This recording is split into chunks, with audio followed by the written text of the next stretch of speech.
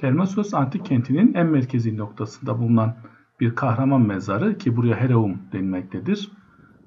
En önemli yapılardan birisi.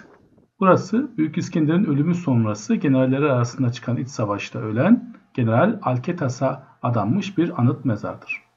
İskender öldükten sonra generalleri arasında iç savaş çıkmış ve generallerinden Antigonos kendisine rakip olarak gördüğü diğer general Alketas'a savaş açmıştır. Antigonos'un güçlü ordusuyla başa çıkamayan Alketas ve arkadaşları ise buraya yani Termessos'a sığınırlar.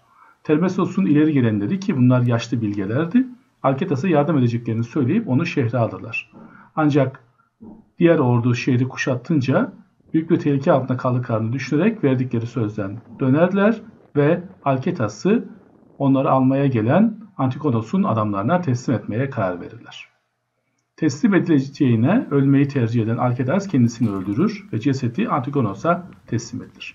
Antigonos da bu cesede günlerce işkence yapar, parçalar ve gömmeden şehrin bulunduğu yerden ayrılır.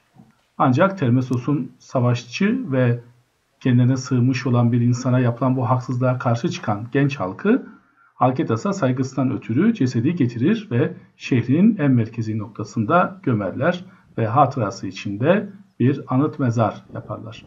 Milattan önce 4. yüzyıla ait olduğunu düşünülen bu anıt mezarda ata binen bir savaşçının betimlemeleriyle Alketas anlatılmaya çalışılmıştır. Genç Termessosların General Alketas'ın trajik ölümünden ne kadar fazla etkilendikleri ve onun için görkemli bir mezar yaptıkları burada görülebilir.